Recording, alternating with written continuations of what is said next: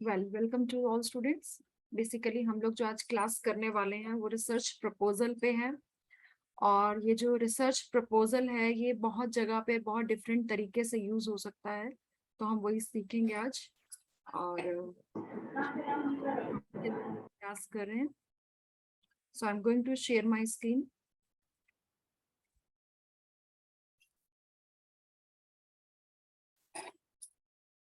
So just give me 1 second. I'm going to start the PPT from the beginning.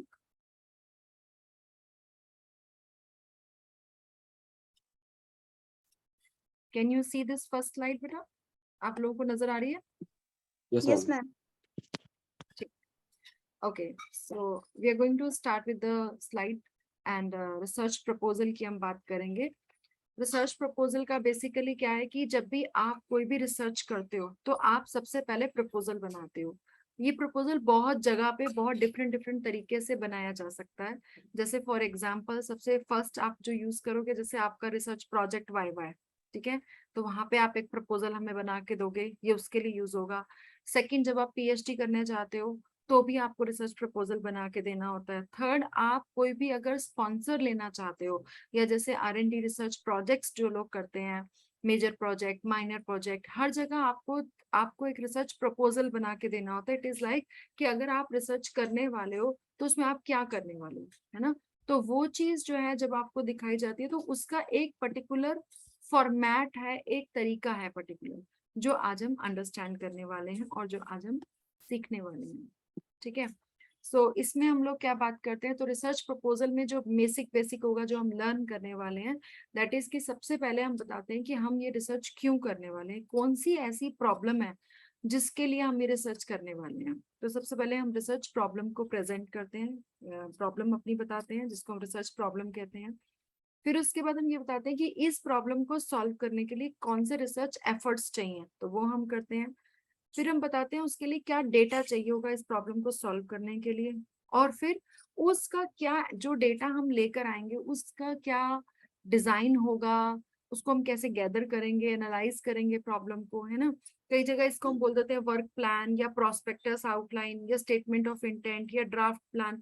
ऐसे कई सारे words हैं जो इंटरचेंजेबली यूज होते हैं, बट सबसे ज्यादा जो यूज होता है वो रिसर्च प्रपोजल वर्ड यूज होता है, जो कि हमें ये बताता है कि हम क्या करेंगे, व्हाट, वाई, क्यों करने वाले हैं रिसर्च, कैसे करने वाले हैं, कहाँ करने वाले हैं, किस पे करने वाले हैं, है ना, डेटा क्या होगा हमारा। ये सब चीजें एक्चुअली क्या है, it is like a plan. जैसे जब हम एक घर बनाते हैं तो पहले हम पूरा उसका एक तरीके से नक्शा बनाते हैं और वो पूरा बना के हम दे देते हैं, है ना। तो उसी तरीके से हम रिसर्च प्रपोजल बनाते हैं और हम पहले उसको दे देते हैं, तो एक तरीके से हमें डायरेक्शंस मिल जाती है कि हमारा क्या क्या रहेगा। एक्चुअली जो रिसर्च करते हैं तब कुछ ना कुछ लूप होल्स रहते हैं, बिल्कुल एज पर प्रपोजल चल पाना बहुत बार मुश्किल हो जाता है because of the circumstances, but still if you have a good research proposal तो आप उसके बहुत क्लोज रहते हो, बहुत ज्यादा इधर उधर नहीं होते हो। और प्लस क्या होता है, जब आप अच्छा सा प्रपोजल बनाते हो तो आप ये भी देख सकते हो कि फ्यूचर में हमें इस रिसर्च को करने में क्या क्या प्रॉब्लम्स आ सकती हैं, और आप उन प्रॉब्लम्स का सोल्यूशन पहले भी निकाल के रख सकते हो। तो ये फायदा होता है रिसर्च प्रपोजल को बनाने का। इसका पर्पस है कि हम मैनेजमेंट जो है उसको ये बता सकें। देखिए, अगर आप पीएचडी करने जा रहे हैं तो आप अपने आरडीसी जो टीम होती है उसके सामने अपना डेटा प्रेजेंट करेंगे। अगर आप कोई रिसर्च का कुछ करने जा रहे हैं, किसी के लिए कुछ रिसर्च करने जा रहे हैं, तो आप उनको बताएंगे। फॉर एग्जाम्पल आप R&D डिपार्टमेंट में हो, या आपकी कंपनी ऐसी है जो दूसरों के लिए रिसर्च करती है ना। Your company is a research oriented company और आपका बिजनेस कि आप दूसरों के लिए रिसर्च करते हैं। तो जब आप इस तरीके से रिसर्च करते हो तो आप उनको बता सकते हैं कि हम क्या, आपकी क्या प्रॉब्लम्स है। लाइक फॉर एग्जांपल, अगर किसी कंपनी की सेल्स में बहुत ज्यादा डाउन जा रहा है, या किसी कंपनी को कोई नया प्रोडक्ट लॉन्च करना है ना, तो वो एक कंपनी की हेल्प ले सकती है। इंस्टेड ऑफ कंपनी अपना R&D डिपार्टमेंट जनरेट करे, यू आउटसोर्स दिस वर्क, है ना। और जो कंपनीज आउटसोर्स को करती है, जो कंसल्टेंट होती है, वो रिसर्च ओरिएंटेड कंपनी होती है। तो वो इस तरीके से ऐसी बहुत सारी कंपनीज जो हैं वो एग्जिस्ट करती हैं मार्केट में, और वो काम करती हैं। तो उनको जब भी प्रोजेक्ट शुरू करना है उससे पहले प्रपोजल बनाना है। ठीक है, प्लीज आप अपने आप को म्यूट कर लीजिए। प्रपोजल को डेवलपमेंट करने में प्रपोजल जो है हमारे लिए दोनों के लिए वैल्यूएबल है। यहाँ पे दो पार्टीज इन्वॉल्व है, एक जिसको रिसर्च करवानी है और दूसरा जिसको रिसर्च करनी है ना। तो दोनों पार्टीज जो है वो हमारे लिए इम्पोर्टेंट है, और उन रिसर्च के हिसाब से जो हमें देखना होता है कि किस तरीके से हम ये रिसर्च कर रहे हैं, तो उनके लिए काम किया जाता है। सेकेंडली जो इसमें हम हमारे लिए इम्पोर्टेंस आती है, स्पॉन्सर को क्या इम्पोर्टेंस है कि वो रिसर्च आइडिया जो है, ऐसे जो यूजीसी है, आईसीएसएसआर है, यहाँ पे बहुत सारे प्रपोजल्स के लिए वो निकालते रहते हैं कि अगर किसी को रिसर्च करनी है तो आप हमारे को प्रपोजल बना के दीजिए। तो अगर कोई रिसर्च करना चाहता है, ऐसी बातों से तो पता नहीं चलेगा, तो वो रिसर्च आइडिया का जो अंदाजा है वो इस प्रपोजल के बेस पे ही आपका रिसर्च एक्सेप्ट होगा और रिजेक्ट होगा। सिमिलरली जो रिसर्च करने जा रहा है उसने पहले प्रपोजल बना दिया, तो उसको भी पता चल गया कि उसको क्या क्या प्रॉब्लम्स आएंगी, क्या उसको गाइडेंस चाहिए, वो सब उसको मिल जाएगा। दो तरीके से प्रपोजल्स बनाए जा सकते हैं, एक तो एक कंपनी है उसका खुद का R&D डिपार्टमेंट है और वो इंटरनली काम कर रही है, दैट बिकम्स इंटरनल प्रपोजल्स। और सेकेंडली इज एक्सटर्नल प्रपोजल्स, जहाँ पे आप किसी और कंपनी के लिए प्रपोजल बना रहे हो, जैसे हम इसको और थोड़ा डिटेल में करते हैं। इंटरनल प्रपोजल्स में क्या हो रहा है कि जो स्टाफ स्पेशलिस्ट है, जो हमारा खुद का डिपार्टमेंट है, हमने R&D डिपार्टमेंट कंपनी में बनाया हुआ है। जैसे जितनी भी बड़ी बड़ी कंपनीज होती हैं, है ना, चाहे वो रिलायंस है, टाटा है, इन सबकी अपनी अपनी R&D डिपार्टमेंट्स होती हैं जो रिसर्च करते रहते हैं। और जब भी उन्हें रिसर्च करना है तब भी उन्हें प्रपोजल बना के देना है, तभी उनका फंड सैंक्शन होगा। और जो लेकिन जो इंटरनल प्रपोजल बनाया जाता है, क्योंकि आप कंपनी को जानते हो, कंपनी का खुद का ही डिपार्टमेंट है, तो वो बहुत ज्यादा कॉम्प्लिकेटेड नहीं होता। वो सिर्फ एक से दो तीन चार पेजेस का होगा, जिसमें मेन प्रॉब्लम क्या है, हम क्या ऑब्जेक्टिव्स हैं, क्या रिसर्च डिजाइन है, कब तो कब कर लेंगे, ऐसा बता देते हैं, है ना, कि कैसे हम एक पर्टिकुलर प्रॉब्लम, जैसे अगर मार्केटिंग में, जैसे फॉर एग्जांपल कोविड पे कितनी रिसर्च हुई, अलग अलग ऑर्गेनाइजेशंस ने कितनी कितनी रिसर्च करी, तो हमें तो सिर्फ ये पता चलता है कि इसने रिसर्च करी, लेकिन जैसे अगर वैक्सीनेशन भी डेवलप हुई होगी तो उसके लिए भी बहुत ज्यादा रिसर्च प्रपोजल्स पहले बनाए गए, तभी हमें लगता है ना इतना टाइम लग रहा है, इतना टाइम लग रहा है, वैक्सीन क्यों नहीं आ रही, ऐसा सबको लग रहा था उस समय, क्योंकि तब तक वो प्रपोजल्स बना रहे थे, फिर वो रिसर्च कर रहे थे, तो ये टाइम कंज्यूमिंग प्रोसेस है जो वो कर रहे थे। तो उसमें एकदम कई बार रहता है ना कि जैसे हमने जब शुरू में सुना कि हाँ जी जो इंडिया की रिसर्च वैक्सीन है वो अप्रूव हो गई है, लेकिन उस अप्रूव क्या हुआ था, वो उनका प्रपोजल अप्रूव हुआ था, और फिर उसके बाद उन्होंने एक्चुअली प्रोडक्शन स्टार्ट करा, एंड फिर उसके बहुत टाइम बाद वैक्सीनेशन आया। तो इसलिए कभी भी कोई भी रिसर्च होती है तो पहले उसका प्रपोजल अप्रूव होता है। हमें भी कोई भी रिसर्च करनी होगी, चाहे PhD के पर्पज से करें, चाहे हम अपने आपको प्रोजेक्ट बनाना उसके तरीके से करें, चाहे मुझे मान लो कोई प्रोजेक्ट लेना ICSSR या UGC ऐसी ऑर्गेनाइजेशंस हैं जो करवाती रहती हैं, उनके थ्रू करना हो, किसी के थ्रू भी करना हो, तो हमें पहले प्रपोजल बना। इवन जैसे हम लोगों ने सेमिनार कराया था, तो सेमिनार में भी पहले हमें रिसर्च प्रपोजल देना पड़ता है कि सेमिनार का वो सेमिनार प्रपोजल हो जाता है, उसका फॉर्मेट थोड़ा चेंज हो जाता है, but first you have to give your intent कि क्या करोगे, कैसे करोगे, है ना, उसी चीज को हम रिसर्च के उस पर्पज से देखते हैं। यहाँ तक किसी को कोई doubt before I move forward? Any doubt, anybody, कोई कुछ पूछना चाहता है? No ma'am. आगे बढ़े? Yes ma'am. चलिए ठीक है। तो दो तरीके की हम बात करें, एक हम रिक्वेस्टेड फॉर प्रपोजल, यानी कि क्या हो रहा है कि हम खुद से रिक्वेस्ट कर रहे हैं, इसको बोलते हैं RFP, है ना। तो रिक्वेस्ट फॉर मतलब जैसे अभी UGC ने बोला कि हमारे पास माइनर प्रोजेक्ट के लिए अवेलेबल है और आप हमें प्रपोजल भेजिए, ठीक है।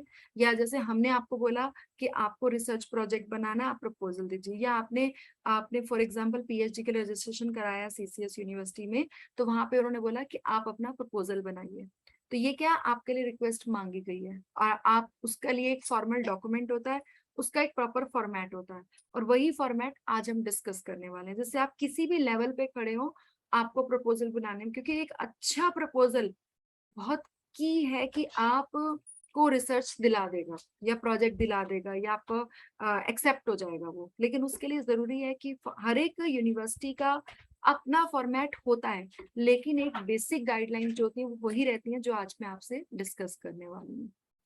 तो अनसॉलिसिटेड प्रपोजल कि हम खुद से जाके बोल रहे हैं कि हम आपके लिए रिसर्च कर सकते हैं। ऊपर क्या था कि ऑर्गेनाइजेशन बोल रही है कि रिसर्च करना है तो अपना प्रपोजल भेजो, और यहाँ पे क्या है, हम बोल रहे हैं कि हम रिसर्च करना चाहते हैं, और रिसर्चर्स जो प्रोफेशनल रिसर्चर्स होते हैं वो ऐसे प्रपोजल जगह जगह भेजते रहते हैं कि हम आपके लिए रिसर्च कर सकते हैं, है ना।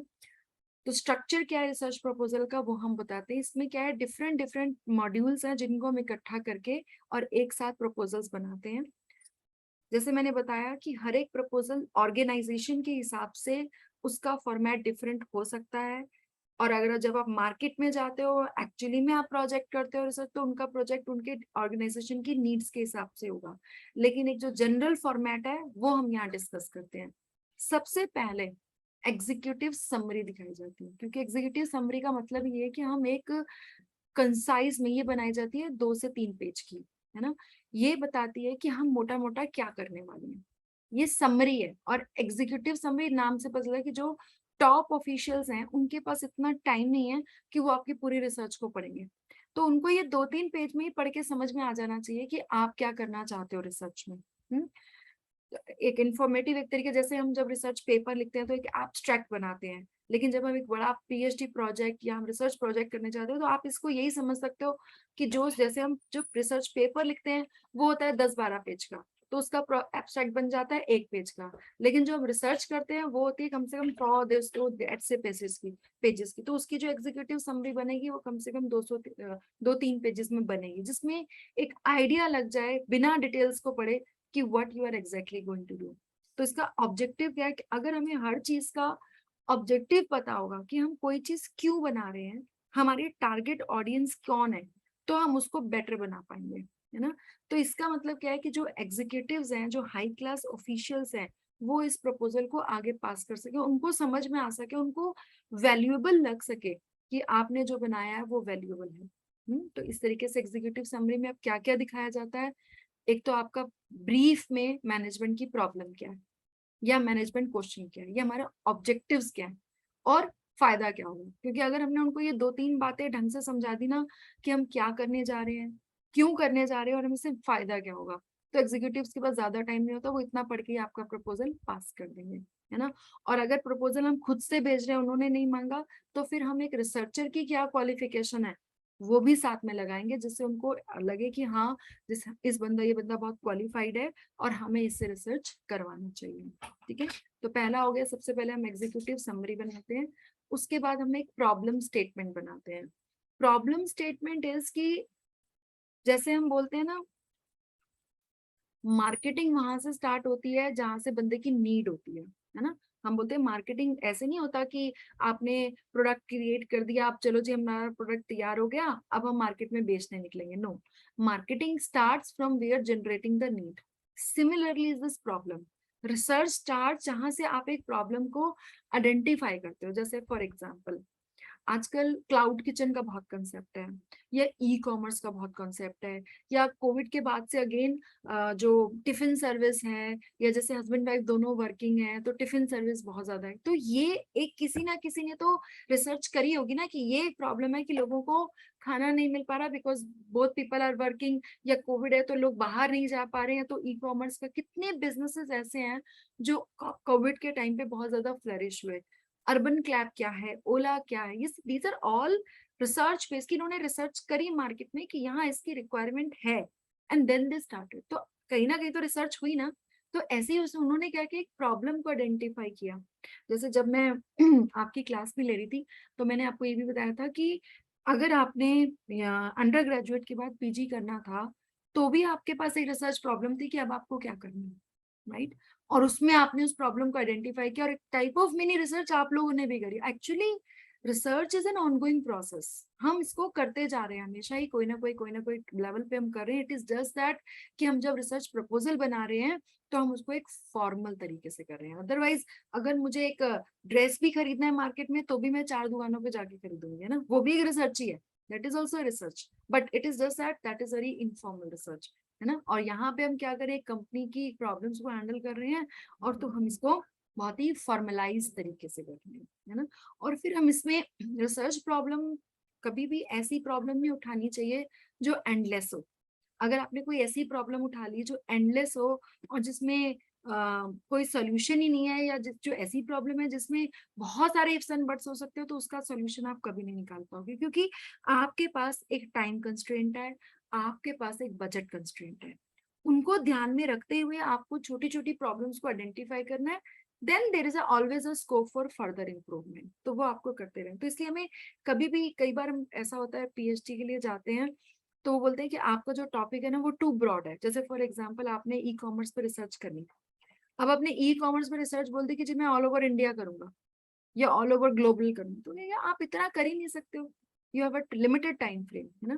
तो you have to identify your topic in a limited way, और आपको पता होना चाहिए कि मेरा मेन मुद्दा क्या है, मेन प्रॉब्लम क्या है, फिर हम उसको एक मेन टॉपिक बनाते हैं, मेन ऑब्जेक्टिव बनाते हैं, फिर हम उसके सब्सिडरी ऑब्जेक्टिव्स बनाते हैं। इन्हीं प्रॉब्लम्स के बेस पे आपके रिसर्च ऑब्जेक्टिव्स बनाए जाएंगे, है ना। तो जैसे मेरा प्रॉब्लम क्या है कि मुझे बाहर नहीं जा सकती हूँ कोविड की वजह से, या for any reason I don't have time, I can't go outside for shopping, है ना। तो ऑब्जेक्टिव क्या है, to provide the good quality product at home. Problem से ही ऑब्जेक्टिव निकल के आया, राइट। तो ये हमें देखना है। और फिर एग्जैक्टली ऑब्जेक्टिव्स जो होते हैं ना वो बहुत ही स्पेसिफिक होना चाहिए। अगर आपको आपके ऑब्जेक्टिव समझ में आ जाए ना तो your half work is done. Because आगे जब चल के हम रिसर्च डिजाइन बनाएंगे तो हम बोलेंगे रिसर्च डिजाइन किस पे डिपेंड करता है, रिसर्च ऑब्जेक्टिव पे डिपेंड करता है। सैम्पलिंग किस पे डिपेंड करती है, रिसर्च ऑब्जेक्टिव पे डिपेंड करती है। एनालिसिस कैसे होगा, रिसर्च ऑब्जेक्टिव पे डिपेंड करेगा। Everything is dependent on your research objective. So research objective बहुत ही ध्यान से बनाने चाहिए, और एग्जैक्टली क्या बनाना है वो आपको पता होना चाहिए कि exactly what you are looking for.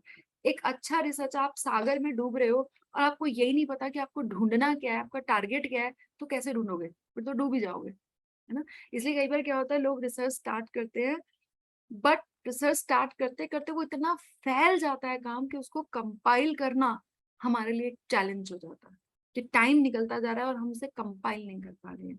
तो जब ऐसा होता है तो हम क्या करते हैं, इसीलिए हम बोलते हैं कि आपको अपने ऑब्जेक्टिव जो है बहुत लिमिटेड करने हैं। जब हम कई तरीके का रिसर्च डिजाइन होता है, रिसर्च डिजाइन, रिसर्च प्रॉब्लम एक अलग अलग अपने आप में ब्रॉड टॉपिक्स हैं, वो हम अलग अलग भी लेंगे। अभी मैं शॉर्ट पे बता देती हूँ कि दो तरीके की रिसर्च डिजाइन है हमारा। एक हम कई बार डिस्क्रिप्टिव स्टडी करते हैं, कई बार हम कॉजुअल स्टडी करते हैं। डिस्क्रिप्टिव क्या है कि हमने चीजों को डिस्क्राइब कर दिया कि हमारी सेल्स डाउन जा रही है, क्यों जा रही है, ये बता दिया। और कॉजुअल स्टडी होता है जनरली साइंटिफिक स्टडी, जहाँ पे हम हाइपोथेसिस टेस्टिंग करते हैं, जहाँ पे हम कॉज एंड इफेक्ट रिलेशनशिप जो होता है वो डेवलप करते हैं। तो हमें ये देखना पड़ेगा कि हमारी जो रिसर्च है वो कैसी है, उसके बेस पे हमें अपना ऑब्जेक्टिव बनाना पड़ेगा कि what we are looking for.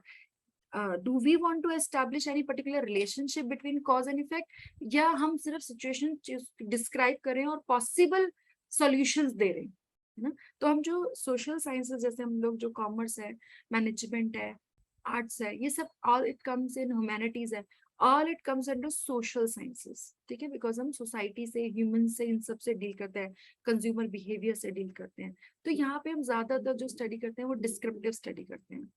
Casual study हम ज्यादातर साइंटिफिक फील्ड्स में, फिजिक्स, केमिस्ट्री, मतलब साइंस वाले फील्ड्स में करते हैं।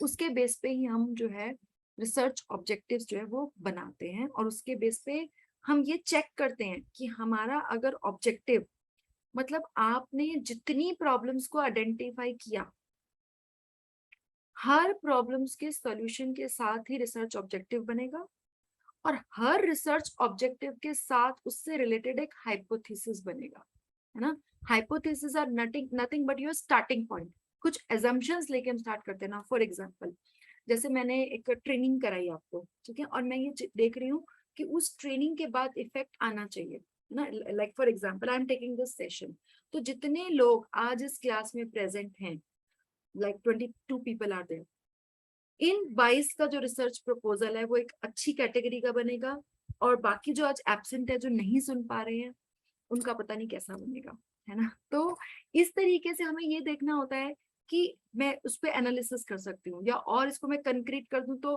फॉर एग्जाम्पल एक इंग्लिश प्रोफिशिएंसी टेस्ट मैंने कराया, या मैंने कोई लॉजिकल रीजनिंग का टेस्ट कराया, जैसे फिटजी है और आकाश है, ये सब टेस्टिंग कराते रहते हैं। तो एक टेस्ट, या कोई कंपनी है उसने अपने यहाँ कोई ट्रेनिंग कराई, तो पहले क्या रिजल्ट था, बाद में क्या रिजल्ट है, क्या लोगों ने, जिन्होंने ट्रेनिंग करी, उनकी अंडरस्टैंडिंग में, उनकी लॉजिकल थिंकिंग में फर्क आया कि नहीं आया, ये रिलेशनशिप एस्टैब्लिश हो रहा है ना। तो हम इस तरीके की स्टडी बहुत करते हैं सोशल साइंसेस में। इसके बाद हम करते हैं लिटरेचर रिव्यू। देखो, आप पहले इंसान नहीं हो जो स्टडी करने जा रहे हो, आपसे पहले और बहुत सारे लोग हैं जो स्टडी कर चुके हैं, लेकिन आप जरूर उसमें कुछ ना कुछ नया एडिशन डालोगे। तो पहले आप ये देखोगे कि कहाँ तक क्या स्टडी हो चुकी है। और बहुत बार ऐसा होता है कि जब हम ये लिटरेचर रिव्यू बंद करते हैं ना, तो हमें वहां से बहुत सारे आइडियाज मिलते हैं। तो हम क्या करते हैं, ओरिजिनल सोर्स को देखते हैं और वहां से इंफॉर्मेशन देखते हैं कि जैसे औरों ने हमारे ही टॉपिक से रिलेटेड क्या स्टडी करी है। और इसका रफ आइडिया मैं आपको देती हूँ। जैसे फॉर एग्जांपल, अगर आपको एक रिसर्च पेपर लिखना है तो उसमें ऑन एन एवरेज आपको कम से कम 5 से 10 पेपर पढ़ने चाहिए। उनके क्या ऑब्जेक्टिव्स थे, उन्होंने क्या स्टडी किया और उनके क्या रिजल्ट्स निकले। ये पूरा पूरा पढ़ने में तो बहुत टाइम लग जाएगा, लेकिन आपको ये मोटा मोटा उनका पढ़ के आइडेंटिफाई करना है कि इन्होंने क्या किया, इनका क्या क्या, ये मेरे सब्जेक्ट से, क्या मेरे रिसर्च से रिलेटेड है कि नहीं है ना।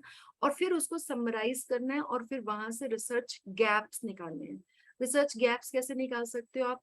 टाइम के बेस पे जो आपने डेटा देखा, जो आपने पुरानी रिसर्च थी वो पिछले टाइम पे हुई थी, प्री कोविड हुई थी, अब कोविड में कैसे चेंजेस आ गए, सेम चीज को आप अप्लाई कर सकते हो, है ना।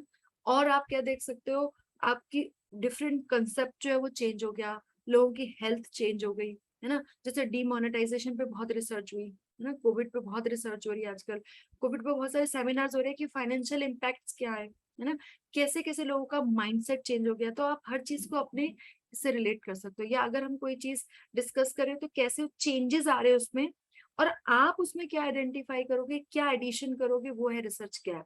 अगर आप पुराना ही नया पुराने को ही सर्व कर दोगे हमें, तो फिर फायदा क्या हुआ आपकी रिसर्च का, है ना। आपकी रिसर्च आइडेंटिफाई करेगी कि जहां तक स्टडी हो चुकी है उसके आगे क्या सिचुएशंस में चेंज आया, अब हम उसको कैसे रिप्रेजेंट करेंगे। That are the research gap, कि क्या गैप है, रिसर्च कहाँ तक हो गई है और कहाँ तक रिक्वायरमेंट है, वो आपको आइडेंटिफाई करना होता है। ठीक है, फिर हम बताते हैं कि हम जो स्टडी करेंगे उसका ये रिसर्च गैप्स के हम बताएंगे कि हमारी स्टडी से क्या बेनिफिट होगा। ये बहुत इंपॉर्टेंट है क्योंकि यही आपको नंबर दिलाएगा। क्योंकि अभी तक तो क्या था, आपने पुराना पुराना ही सब बता रहे हो, अब आप क्या कंट्रीब्यूट करने वाले हो, क्या आप, आपके एनालिसिस से क्या फायदा होने वाला है, वो आप बताओगे, है ना। तो अगर आप किसी से स्पॉन्सर करा रहे हो अपनी रिसर्च, तो वो इसको देखेगा ना, यूजीसी आपको स्पॉन्सर करिए कि ठीक है हम आपको 1 लाख रुपए देते हैं और आप इस पे रिसर्च करिए, तो वो उससे आप क्या बेनिफिट होने वाला है, सोसाइटी का क्या बेनिफिट होने वाला है, एकेडमिक्स का क्या बेनिफिट होने वाला है ना। तो वो आपको इस बेनिफिट में यहाँ पे बताना पड़ेगा। इन सब के बेस पे जो हमने अभी तक स्टडी किया, उसके बेस पे हम अपना रिसर्च डिजाइन बनाएंगे। रिसर्च डिजाइन अपने आप में एक अलग टॉपिक भी है, ठीक है, और उसमें मैंने 2 वीडियोस भी बनाई हुई हैं, तो वो मैं लिंक आपसे शेयर कर दूंगी, और आपका स्टडी का टॉपिक भी है तो उसको पढ़ लीजिएगा। ठीक है, तो उसमें यहाँ पे रिसर्च डिजाइन जैसे मैंने बताया था कि इट्स लाइक अ ब्लूप्रिंट, कि आप एग्जैक्टली अब आपने क्या करना है। अभी तक तो हमने जो सिर्फ ऑब्जर्वेशन मोड में थे अब हम आए एक्शन मोड में, है ना, कि अब आप क्या करने वाले हो, what you are exactly going to do, वो आप यहाँ बताओगे। आप क्या सैंपल सिलेक्शन करोगे, क्या साइज होगा सैंपल का, क्या डेटा कलेक्शन करोगे, क्या डेटा कलेक्शन का मेथड होगा, फिर आप उसको कैसे डेटा को टेबुलेशन करोगे, फिर एनालिसिस कैसे करोगे, है ना। तो ये आप सब जो है यहाँ पे बताओगे। हाइपोथेसिस टेस्टिंग कैसे करोगे, आप एनालिसिस की कोई भी अप्रोच ले रहे हो तो क्यों करो, कैसे ले रहे हो, क्यों ले रहे हो। तो बेसिकली आप एक तरीके से एग्जीक्यूट करने से पहले उसको पेपर पे लेकर आ रहे हो कि what you are exactly, what you, अभी तक तो हम बता रहे थे ना व्हाई, अब आप बता रहे हो how and what exactly you are going to do. That will be explained in research design. फिर यहाँ पे जो आपने डेटा बताया उस डेटा का आप एनालिसिस करोगे। ये मैं बहुत शॉर्ट में आपको इसलिए बता रही हूँ क्योंकि अभी हम रिसर्च प्रपोजल बना रहे हैं। जब हम रिसर्च एक्चुअली में करेंगे और रिसर्च की रिपोर्ट बनाएंगे या थीसिस अपनी बताएंगे, ये उसके हेडिंग्स हैं एक तरीके से, है ना। और फिर हम इसको एग्जैक्टली करेंगे। तो डेटा एनालिसिस करते हैं।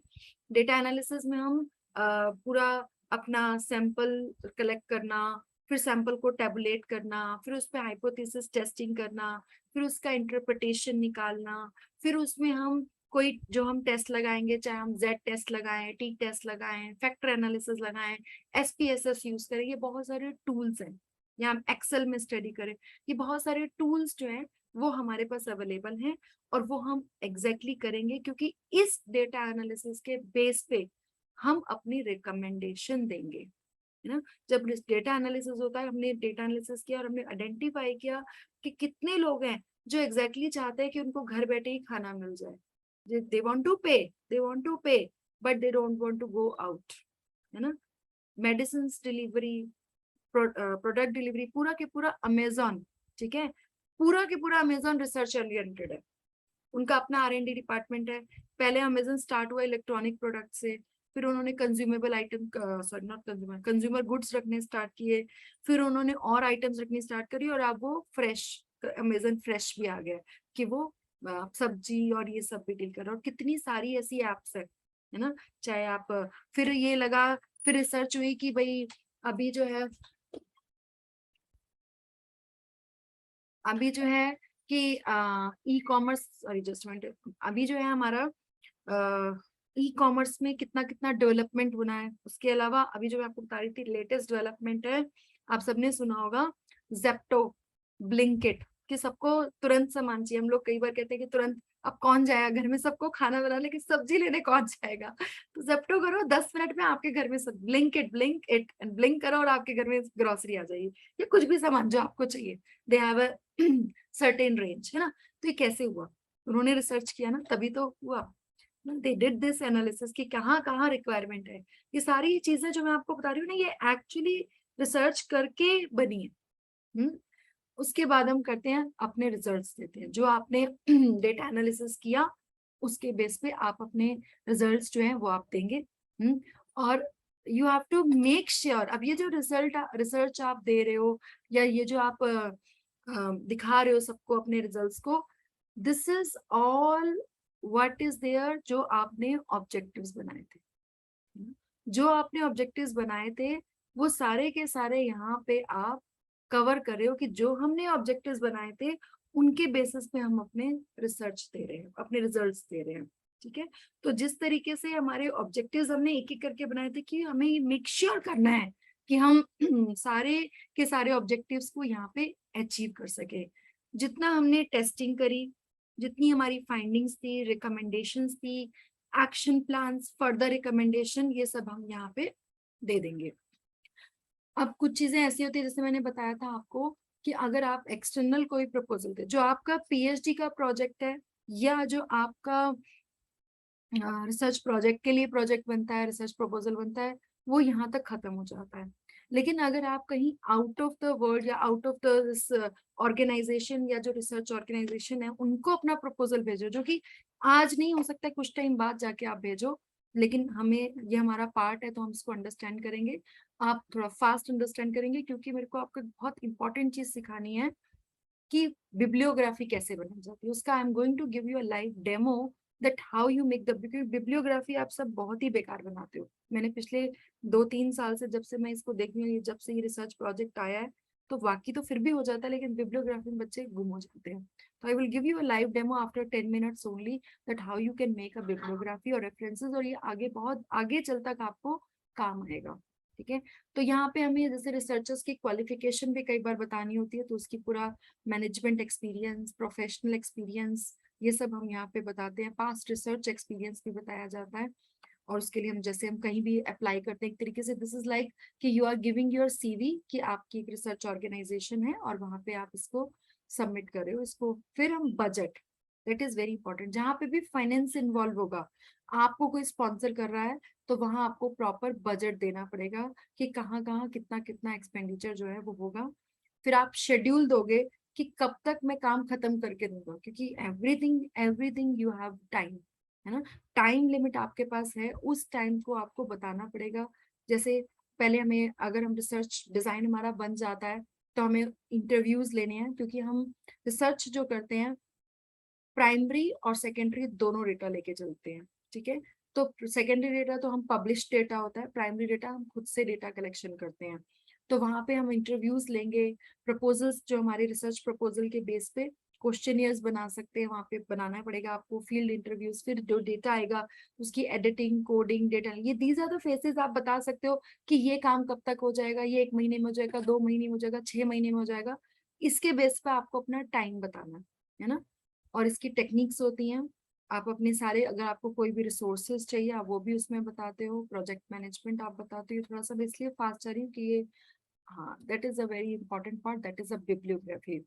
ये आप चाहे एक पेपर लिखो, चाहे आप पीएचडी के लिए जाओ, चाहे आप रिसर्च प्रोजेक्ट के लिए जाओ, चाहे आप आगे चल के बहुत बड़ा रिसर्च प्रोजेक्ट करो, everywhere you have to give your bibliography. Bibliography references का मतलब है कि आपका रेफरेंस कहाँ से है, आपने कहाँ कहाँ से जो डेटा है वो उठाया है।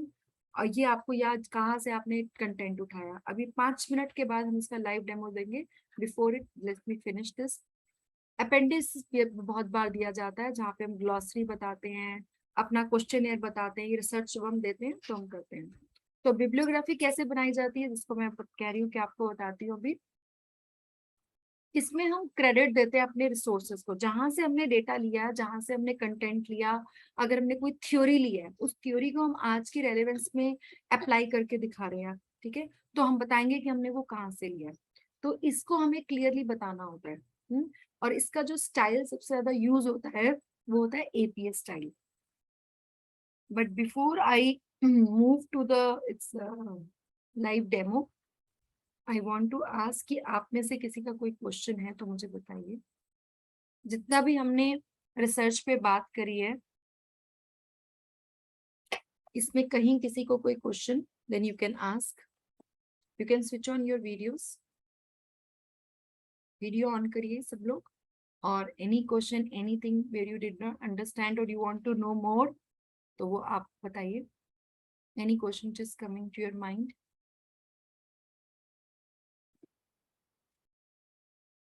एनीथिंग? सब समझ में आ रहा है, कुछ समझ में नहीं आ रहा है? दो ही सिचुएशन हो सकती है। चलिए, तो हम ऐसा करते हैं, आगे बढ़ते हैं। So here I'm going to start with the live demo of bibliography. So सबसे पहले मैं स्क्रीन शेयर करती हूँ अपना।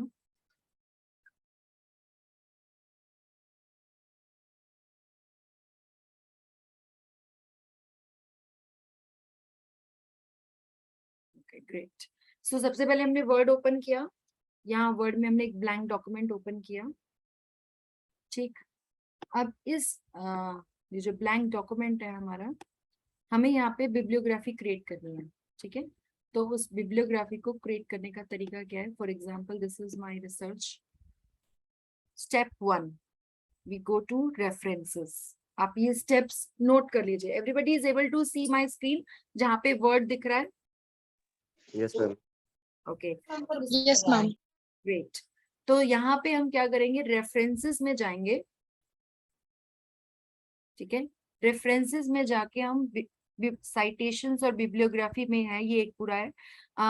एक्चुअली मेरे पास 2013 वर्जन है, अगर 2007 वर्जन के बाद जो है वो सेम ही है, ठीक है। तो अगर किसी को उससे पुराना है then it is a problem, otherwise मेरे ख्याल से उससे पुराना होना नहीं चाहिए किसी के पास। फिर यहाँ पे देखिए बिब्लियोग्राफी लिखा हुआ है, इसको हम इंसर्ट कर देंगे, ठीक है। अभी हमने कोई सोर्स क्रिएट नहीं किया हुआ है, there are no sources on the current document, इस तरीके का दिखने लगेगा। अब हम क्या करेंगे, मैनेज सोर्सेज पे जाएंगे, ठीक है।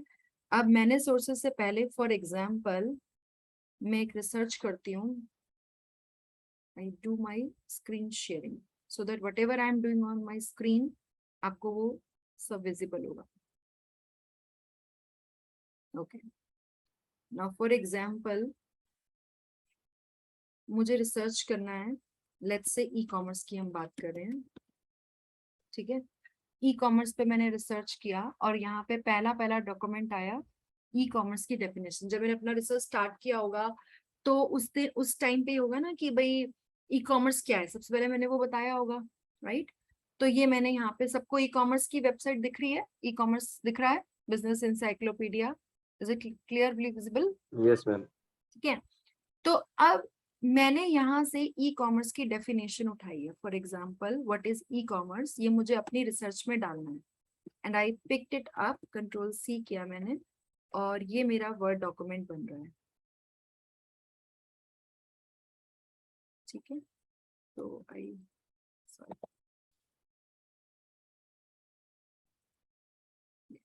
तो मैंने यहाँ पे कॉपी पेस्ट मार दिया। ठीक, अब मुझे इसको रेफरेंस देना है, क्योंकि ये मैंने तो क्रिएट नहीं किया, right. I have to give a reference कि मैंने ये जो ई कॉमर्स की डेफिनेशन उठाई थी वो किसी ना किसी वेबसाइट से उठाई थी, राइट। कहीं से उठाई है, मेरे द्वारा क्रिएटेड नहीं है, तो इसीलिए अगर मैं उनको क्रेडिट नहीं देती हूँ तो ये तो चोरी होगी, राइट। इसलिए हमें वो काम नहीं करना है, हमें रेफरेंस देना है। ठीक है, तो रेफरेंस देने के लिए क्या करना है, मुझे जाना है मैनेज सोर्सेस पे, मैनेज रेफरेंसेस में ही गई, मैनेज सोर्सेस में गया, यहाँ पे न्यू, ये कुछ जो 2-3 दिखा रहा है वो मैं कर चुकी हूँ ऑलरेडी, वो मैं भी आपको दिखाऊंगी। न्यू पे गए हम। ठीक है, ये मैंने डॉक्यूमेंट, इसमें बहुत सारे तरीके से आप किसी जर्नल से इंफॉर्मेशन उठा सकते हो, किसी पीरियोडिकल से, किसी कॉन्फ्रेंस प्रोसीडिंग से, रिपोर्ट से, वेबसाइट से, sound recording, anything you can take, है ना। आप कहीं से भी ज्ञान कहीं से भी ले सकते हो। हमने यहाँ पे लिया एक डॉक्यूमेंट फ्रॉम द वेबसाइट। ठीक, इसके ऑथर का नाम हमारे पास नहीं है।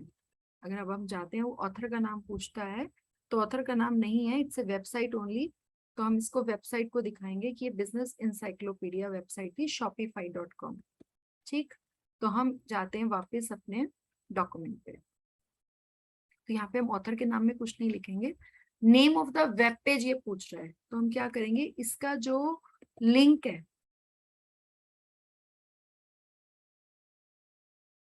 ये जो इसकी वेबसाइट है, ठीक है, यहाँ पे यूआरएल आ रहा है ना, इस यूआरएल को कॉपी कर लेंगे। This is called the URL. अच्छा देखिए डिफरेंस समझिए, URL is this one, complete URL, और जो वेबसाइट है वो shopify.com है, और जो वेब पेज है वो ई कॉमर्स है। ठीक है, तीनों मैंने आपको अलग अलग चीजें बताई। टॉप वाला जो है वो यूआरएल है, दिस वन, दिस इज जो मैंने अभी हाईलाइट किया हुआ है।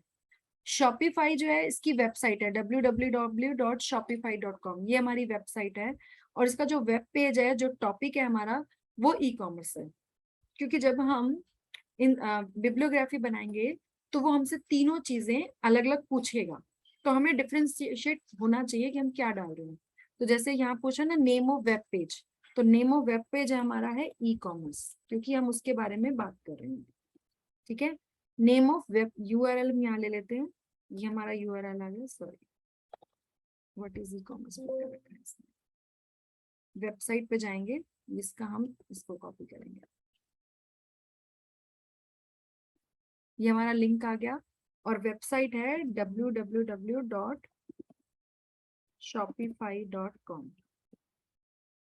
ठीक, इसके बाद ये पूछता है कि ये जो पेपर आपने, ये जो आप आर्टिकल दे रहे हो, ये कब का पब्लिश्ड है। अब यहाँ देखते हैं कोई डेट दे रखी है मैंने, अभी हम आपको ऐसा भी दिखाएंगे जिसमें डेट वेट सब दी होगी। ठीक है, यहाँ कोई डेट नहीं हमें दे रखी, तो हम कहेंगे हमारे पास कोई डेट नहीं है।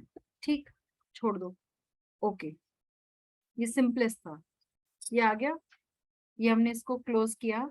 अब बिब्लियोग्राफी पे जब हम गए तो ऊपर आता है अपडेट साइटेशंस एंड बिब्लियोग्राफी, तो हमने यहाँ पे इसको अपडेट किया। अब देखिए ई कॉमर्स, एनडी का मतलब है no date, retrieved from shopify.com, और with the URL. This is the way how you specify कि आपने कहाँ से क्या उठाया।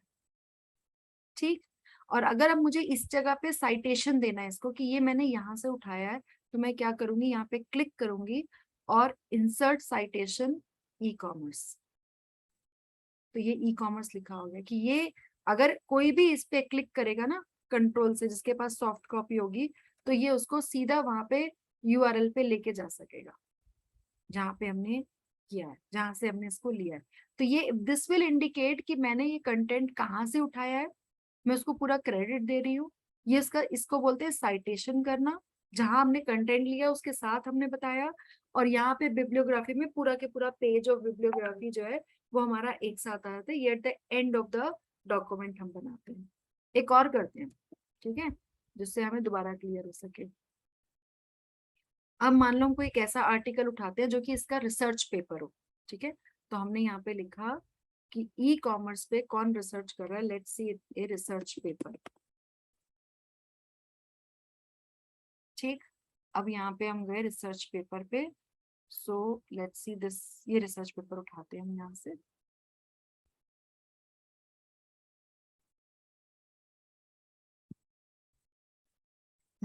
देखिए, ये एक जर्नल में आर्टिकल है।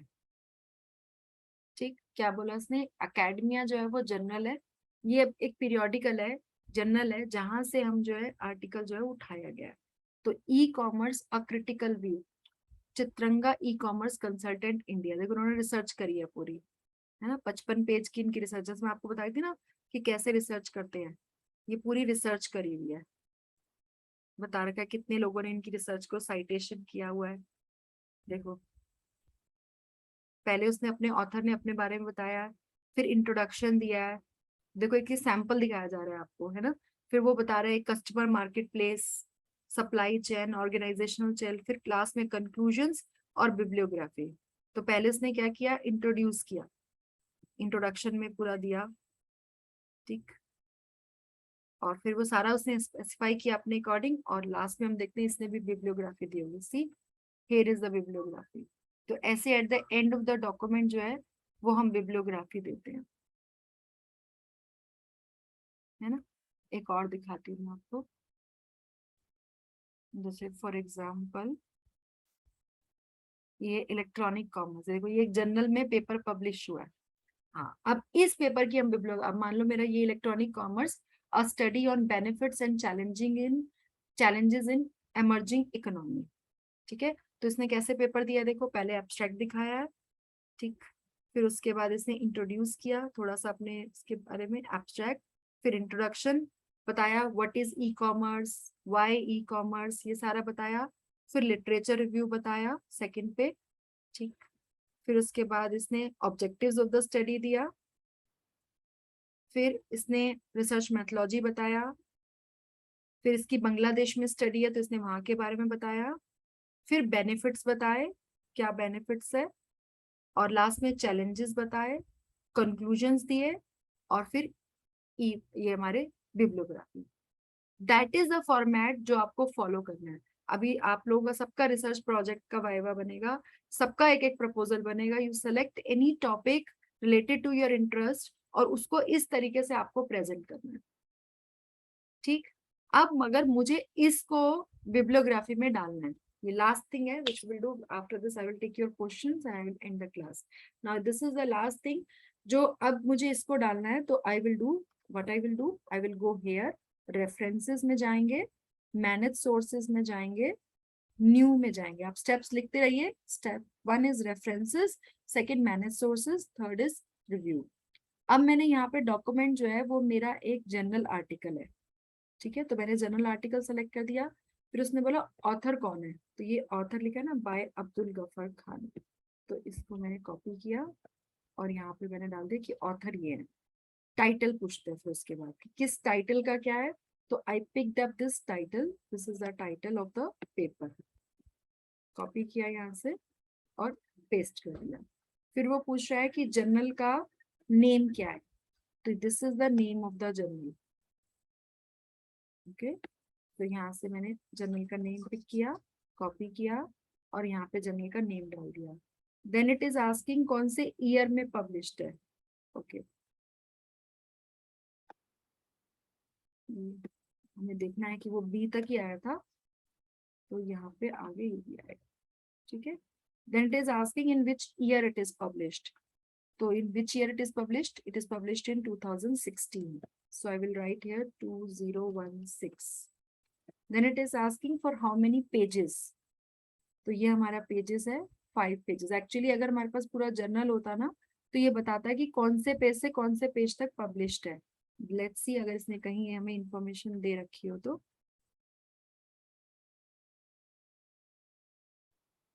नहीं सही, हमें इंफॉर्मेशन नहीं दी होती, यहाँ पे नहीं दे रखी, नहीं तो कई बार क्या होता है कि हमें इंफॉर्मेशन ये भी दी जाती है कि उस पर्टिकुलर जर्नल में कहाँ से कहाँ तक पब्लिश्ड है।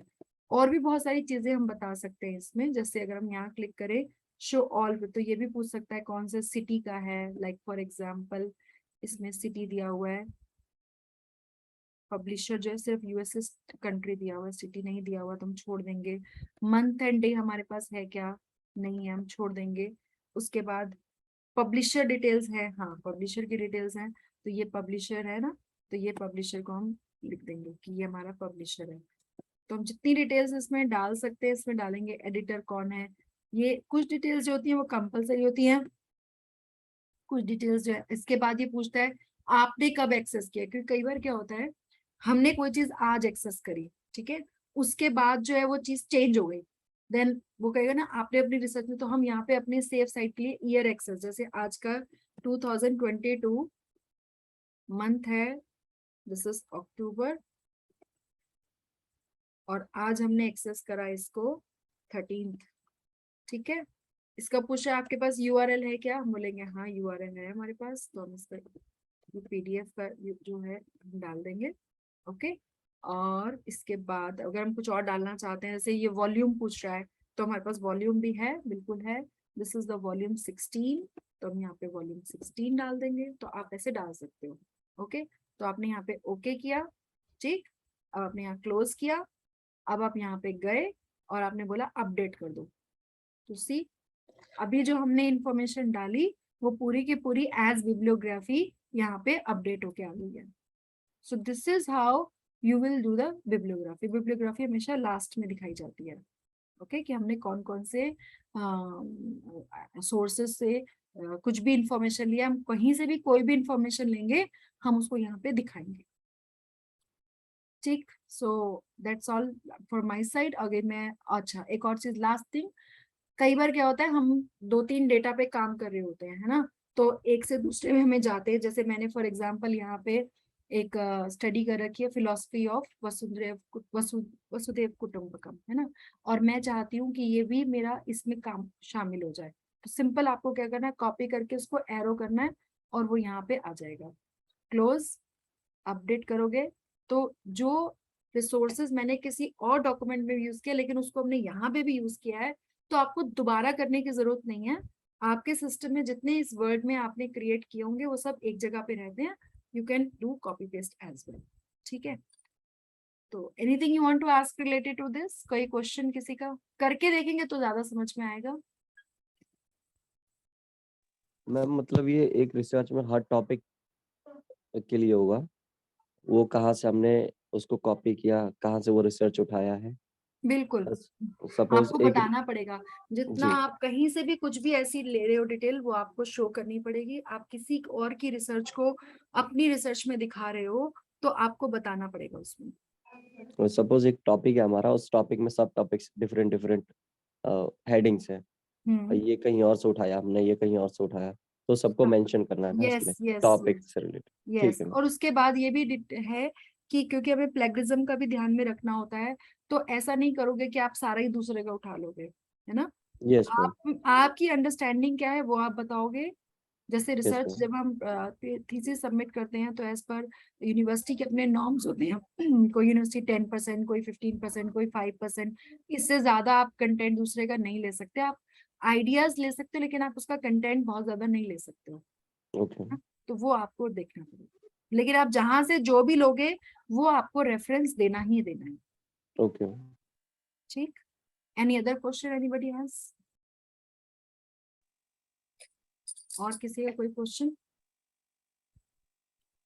ठीक है, तो हम अपनी क्लास को यहीं वाइंड अप करते हैं, और अभी आप ओके। कहीं जाइएगा नहीं, I have to take your attendance as well. तो अभी जो आज हमने सीखा है वो है रिसर्च के बारे में और रिसर्च प्रपोजल के बारे में। तो लेकिन आपको इसको बनाना पड़ेगा, करना पड़ेगा, तभी आप इसको कर पाएंगे। There is no shortcut, you have to do it, only then you will learn it, okay.